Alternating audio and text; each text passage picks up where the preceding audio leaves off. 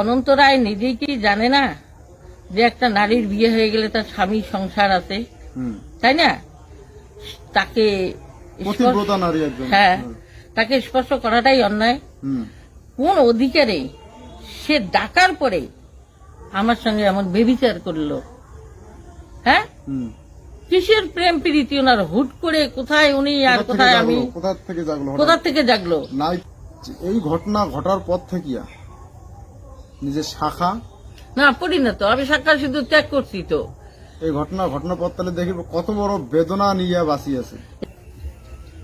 দণ্ডবোধ। আজকে মুই আছং বামনহাট লাউচাপড়া গ্রাম। তো এই গ্রামত যে মুই আছং সেটা হচ্ছে এই ভূখণ্ডের যে মহারাজ অনন্ত রায় তার বিরুদ্ধে যে আইনি লড়াইটা লড়িত হচ্ছে দীর্ঘদিন থেকে, 2011 সাল থেকে আজকে প্রায় 2024 সাল। এই যে দীর্ঘ সময় থেকে যে আইনি লড়াইটা লড়িত হচ্ছে, বা এক কথায় অনন্ত রায়ের দ্বারা নির্যাতিত, লাঞ্ছিত, বা যে পরিবারটা একদম সর্বশান্ত হয়ে গেছে, সেই পরিবারটার বা সেই বাড়িটাতে আজকে আমি আসছি। এবং আজকে এতদিন হয়ে গেল সেইভাবে কোনো আইনি সুরাহা বা আইনের মধ্য দিয়ে ন্যায় বিচার পাওয়ার ধরে নাই। তো সেই কেসটা কোন পর্যায়ে কিভাবে আসে নাই, এবং এই যে অনন্ত রায়ের সাথে যে এই মার যে আইনি লড়াই, সেটা হয়তো তোমরা খুবই কম সংখ্যক মানুষই জানেন।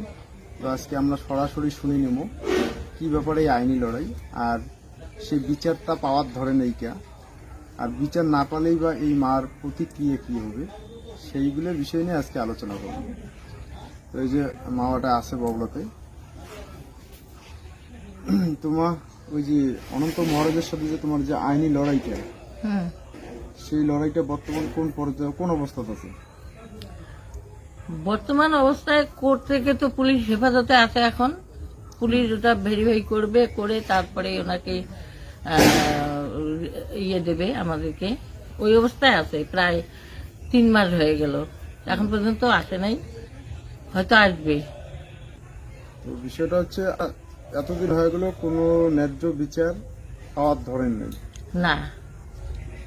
তো সেই জায়গায় আজকে সামাজিক মাধ্যমের মধ্য দিয়ে তোমরা কি এই কোচবিহারের মানুষের উদ্দেশ্যে কিছু করবেন?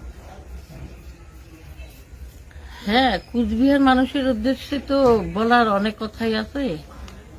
তার মধ্যে আমি যাকে মহারাজ অনন্ত বলে বা মহারাজ বলে, আমি তেমন কিছুই ওনাকে মনে করি না। হ্যাঁ, মনে করি না, পূর্বেও করি নাই, এখনো আমি মনে করি না। কিন্তু আমার কাছে উনি দোষী, একটা অত্যাচারই বলবো আমি। কেননা হঠাৎ পরিচয়, একটা কৃষ্টির মাধ্যমে আমার সঙ্গে পরিচয় হয়। ওটা পুটিমারিতে যে অনুষ্ঠান হলো না, হ্যাঁ, দিনহাটা পুটিমারিতে যে অনুষ্ঠান হয়, তাতে আমি একটা নাট্যাভিনয় বানাই, রামচন্দ্রের ভরত মিলন, রাম ভরতের মিলন। ওইটা ভিডিও ক্যাসেট হয়, তারপরে উনি দেখেন, তারপরে আমাদেরকে ডাকেন। ডাকার পরে আমি আমার পরিবারের আমার স্বামীকে নিয়ে যাই। যাওয়ার পরেই উনি আমার সঙ্গে বেবিচার করলেন। হ্যাঁ, আর সবখানে আমি এই কেসে বা সব থানায় সবকিছু এই অভিযোগগুলো জানাইছি। ওনার এইরকম ব্যবহারে আমি খুব দুঃখিত, এবং আমি বিচার অনেকখানে চাচ্ছি। প্রথমে আমি কোতোয়ালি থানায় গেছি। হ্যাঁ, সেখানেও আমার বিচার হলো না, ন্যায় বিচার পেলাম না। তারপরে আমি কুচবিহার এসপি থানায় গেলাম, সেখানেও আমার বিচার হলো না। তারপরে আমি ওই যে নারী কমিশনার, ওনার কাছে গেলাম, সেখানে হ্যাঁ তারা বিচার করলো। সেটা আসামে থাকে বলে আসাম মাধ্যমে ওখানে নিউবঙ্গাইতে পুলিশ থানায় আসলো। সেই কেসটা আবার ওখান থেকে কোর্টে গেল, কাজলগাঁও কোর্টে, এখনো সেই কেস চলছে। কিন্তু আমি এখন পর্যন্ত বিচার পাইনি। আমি এটা জানতে চাই যে ভারত সরকার প্রধানমন্ত্রীর কাছে আমি এই আবেদন জানাইছি আমার, মানে দেশের প্রধানমন্ত্রীর কাছেও আবেদন করছেন? হ্যাঁ, তারপরে আমার মুখ্যমন্ত্রীর কাছেও আমি আবেদন করছি। হ্যাঁ, সেই পেপার গুলো তো আছেই, আছেই। Receive copy. তারপরে আমাদের পার্থপ্রতিম না, এমপি ছিল আগে, এমপি, এমপি ছিল। হ্যাঁ, এমপি থাকাকালীনে ওনার হাতে, ওনার ওই যে চেম্বার, ওনার হাতেই দিয়ে আসছি, কিন্তু কোন রকম প্রতিকার আমি পাই নাই, বা ওরা মানে কোনো কাও তোমরা এই সুবিচার পান, এই যাদের সুবিচারটা পায় এটা নিয়ে কাও তোমার পার্শ্বদাসী দাঁড়ায় নাই, না, এই যাবৎ কাও দাঁড়ায় নাই, দাঁড়ায় নাই। তো এই জায়গায় আমি একটা মানে কিছু কথা বল তোমার। তো ওর সংগঠনের যে তোমরা ঢুকলেন সেটা হচ্ছে তোমার ওই কৃষ্টির মধ্য দিয়ে ঢুকলেন। আমি এই সমস্ত সংগঠন টগঠন কিছু করি নাই। আচ্ছা, করি নাই। আমরা আগের থেকে আমাদের বাড়িতে যে ওই দিক দিয়ে একটা গানের চর্চা ছিল বা আছে, ফ্যামিলিটা একটু উন্নত মানের, যেহেতু একজন সেন্ট্রাল বাহিনীর হ্যাঁ, ছিল। আমার ছেলে নিজে তবলছি, আমার 2 মেয়ে গানের পরীক্ষা দেয়। আর এই হিসেবে আমরা ওই কৃষ্টিতে দেখে আঞ্চলিক যে অনুষ্ঠান হতো না, সেখানে আমি ওই একটা নাটিকেটি বানাই, নাট্যভিনয়, এই রাম ভরতের মিলন।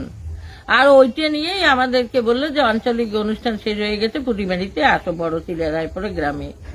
তখন এখানকার যারা গেছে তাদের সঙ্গে আমরা যাই, আর সেখানে যাওয়ার পর যখন ভিডিও ক্যাসেট হয়, আর তখনই এই অনন্ত রায় ওখানে ওই ভিডিও ক্যাসেট দেখার পরে বলে মাস্টার কে দেখবে, রামায়ণের মাস্টার কে দেখবে। এভাবে কাকুতি মিনতি কম করে হলেও 10 জন একের পর এক, মাস পরে 2 মাস পরে 10 ব্যক্তি এসে আমাদেরকে বলে, আমাকে বলে যে আপনাকে যাইতে বলছে কৃষ্টির মাস্টার, আপনি রামায়ণের মাস্টার। তখন আমি বলি কিসের আবার এটা কেমন কথা, রামায়ণের মাস্টার বাল্মীকি, আমি কেন রামায়ণের মাস্টার হইতে যাবে, লেখক ছিলেন, আমি কেন রামায়ণের মাস্টার টাস্টার না। আমাকে কে দেখতে বলে যে বঙ্গাইগাঁওয়ে অনন্ত রায় আমাদের গুরুজি। আমি যে আমার শিক্ষা গুরু দীক্ষা গুরু সব হয়ে গেছে, আমার কোনো গুরুজি ফুরুজির দরকার হবে না। তারপরে একের পর এক এমন করতে করতে এই যে বাউসমারি শৈলেন, ও আসে একেবারে কান্নাকাটি, যে না গেলে আমাকে ওখানে ঢুকতেই দেয় না, আমার পথ থেকে খারিজ করে দেবে, আপনারা একবার যা দর্শন করে আসেন। এই অনুরোধ সহ্য করে না পাইয়া আমি, আমার স্বামী এবং আরো 2 জন ব্যক্তি সেখানে যাই। যাওয়ার পরে এখন অনেকজন লোকজন আসে, সবাই রাত্রিবেলায় চলে গেল, সকালবেলা কিছু গেল, নিবঙ্গাইতে গাড়ি ধরে আর যায়। এবার আমার স্বামী আর ওই বাকি শৈলান আর একজন যে আমার সাথে গেছে মন্ডল, ওদেরকে সকালবেলা বাজারে পাঠিয়ে দিল, আর উনি পূজায় বসলেন। এখন আমি মহিলা কি করব, বাড়ি ছেড়ে তো যাইতে পাই না। এবার উনি গেটটা বন্ধ করে দিয়েছে, পূজায় বসলেন, পূজা সাঙ্গ হলো, আমাকে কাছে ডাকলেন। ওই একা বাড়িতে আমি আর ওনার সঙ্গে পেরে উঠতে পারি, এইরকম বদতামিজ এই অনন্ত। এই জন্য আমি কোনো সংগঠন করি না, ওদের সংগঠন করে না, মানে সেই দিনেই এই ঘটনা, এই ব্যাঘাত করে, এই মর্মদায়ক বেদনাদায়ক হ্যাঁ ঘটনাটা ঘটে। সেই থেকে আমি আমার হাতে থাকা সিঁদুর সবকিছু ফেলে দিয়েছি, সিঁদুর পরি না। একটা নারী তো হরণ হয়ে গেলে পরে তার কোনো দাম থাকে না। এই জায়গাটা একটা তোমার কথা কই, মানে নিশ্চয় অনেক মানুষের অনেক মানে আমি দেখি পাইছ, এই সরকার যদি না পড়ে তাহলে আমি ভাত খাই না, অনেক দেখি পাইছ রুটি খেয়েছিল। আবার যখন পরিবর্তন হয় তখন নিয়ে সেই প্রতিজ্ঞা ভঙ্গ করে। তো তোমার সাথে যে এই ধরনের ঘটনা ঘটছে, তা তোমার কি এই ধরনের কোনো প্রতিজ্ঞা আছে যে যতদিন না পর্যন্ত তুমি ন্যায় বিচার হবেন ততদিন একটা প্রতিজ্ঞা মনে মনে, এমন কোনো প্রতিজ্ঞা আছে তোমার?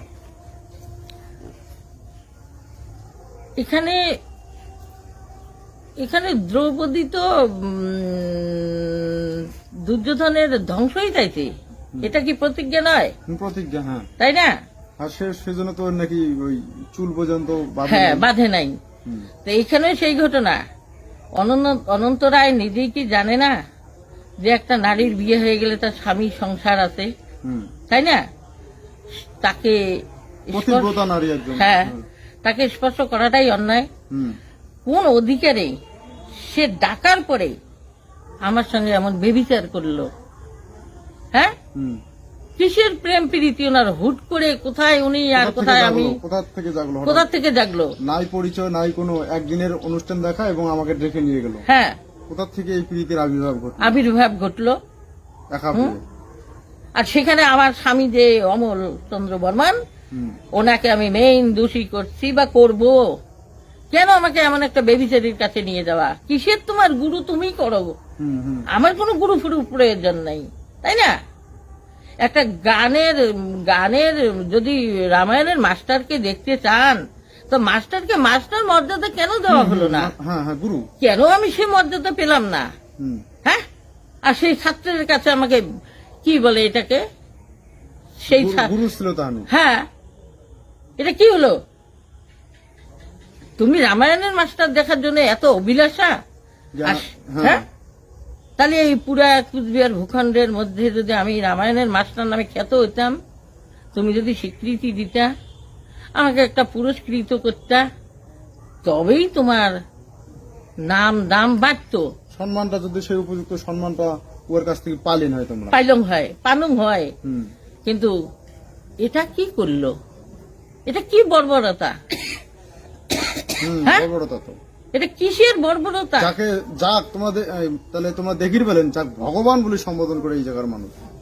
হ্যাঁ, আজকে একটা একটা একটা মহিলা নিজের সম্বন্ধে এই কথাগুলো কোনোদিনও কয় না, তাহলে কত বড় আঘাত পেয়ে যার, আঘাত পাওয়ার পরে আজকে এই কথাগুলো, যেহেতু বিচারের ব্যবস্থার মধ্য দিয়ে সুবিচার পাওয়া ধরে নাই, সেহেতু কোচবিহারের মানুষ তথা দেশের মানুষের মধ্যে আজকের এই সামাজিক মাধ্যমের মধ্য দিয়া তোমারগুলোর উদ্দেশ্যে এই কথাগুলো অনেক ছিল, তোমারগুলোর বিষয়টা অবগত হওয়ার পান। সবাই শুনছেন একটা মানে মামলা চলছে, সেই মামলার যে গুরু রহস্য সেটা আজকে তোমরা শুনতে পেলেন। তোমার ওটা নিয়ে আমি কথা, এমন কোনো প্রতিক্রিয়া আছে নাকি? হারিয়ে যাওয়া বস্তু কখনো ফিরিয়ে দিতে পারে না কেউ। অনন্তরায় কাঠগড়ায় যাবে, অনন্তরায় জেলে যাবে, তাতে আমার নারীত্ব ফিরে আসবে না, না না না। তাই না? হুম। আমি যে জায়গায় আছি, আমি সে জায়গায় নাই। এতদিন অন্যরা হলে ছুঁইছাইটি করতো, তাই না? টিকে থাকতে পারে না, পারে না। কিন্তু আমি প্রতীক্ষা করছি ন্যায় বিচার, ন্যায় বিচার, অপরাধের সাজা। এই ধরনের যে শাখা না, পড়ি না তো, আমি সাক্ষাৎ শুধু ত্যাগ করছি তো। এই ঘটনার পর তাহলে দেখি কত বড় বেদনা নিয়ে বাঁচিয়েছে।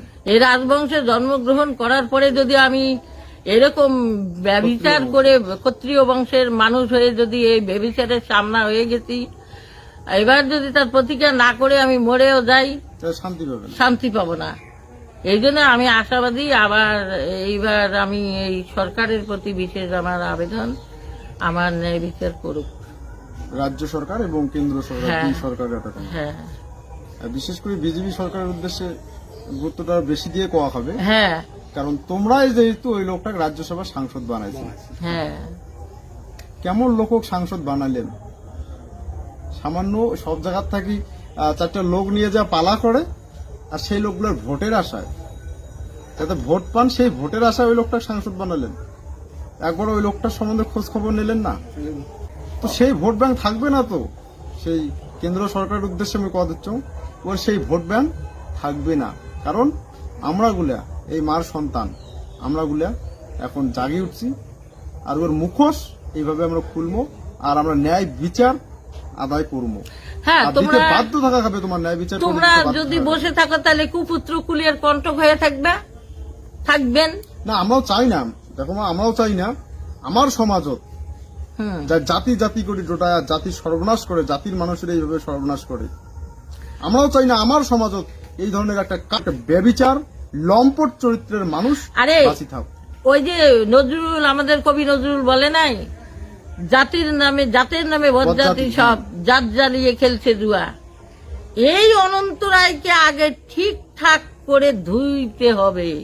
এ জাতের নামের কলঙ্ক, এ বজ্জাতি করছে। ওর প্রতিকারটাই আমার প্রধান উদ্দেশ্য। আর সাথে সাথে কোচবিহারের মানুষের উদ্দেশ্য করেন, আজকে যেমন এই মাগ নিয়ে গেছে কায়, ওনার স্বামী নিয়ে গেছে, হ্যাঁ তো ঠিক সেই রূপ একই ভুলটা হ্যাঁ আমার কোচবিহারের বিভিন্ন জায়গার মানুষ তোমরা করে দিচ্ছেন। আজকে কর গেলে আঘাত লাগে, বুকটা ভাঙি যায়। আজকে গাবুর গাবুর বেটি গানিয়া ওরাটে ওই রাজবাড়ির থন শিক্ষা দেয় বলে উমে না কৃষ্টি ডালে নিয়ে যাচ্ছন একটা বড় ভেতরের খবরটা নিয়ে দেখেন তো, তোমার বেটি কি ঠিক আছে, তোমার ভাস্তি ঠিক আছে, খবরটা নিয়ে দেখেন। ওরে আরে আজকে এই কথাগুলো কে কথা হচ্ছি, পথ ভিতরের রহস্য ভিতরের খবর আমার গুলোর কারণ আইসে দেখি কথা হচ্ছি, কিন্তু সবাই সেটা মুখ বুঝি সহ্য করে, কিন্তু আমরা গুলো সেটা মানে নিয়ে পাওয়ার ধরি নাই। এত বড় অন্যায়, এই যে মা যেটা কল জাতের নামে বদজাতি, এটা আমরা মানে নিয়ে পাওয়ার ধরি নাই। করিম আমার অনুরোধ করিম আমার মানুষগুলা যুব সমাজকে অনুরোধ করিম যে আর কোনো বোন আর কোনো ভাস্তি বা আর কোনো কাউ যাতে ওই রাজবাড়ি নিয়ে যে নাচ হয়, ওইটা দৃঢ়তার সাথে করেন। যে মহিলাগুলা যে মেয়েগুলা রাজবাড়ির থয় একটাও ঠিক নেই। এত বড় অভিযোগ মুই করলাম, একটা দৃঢ়তার সাথে করলাম, কারণ সবকিছু জানি এগুলা।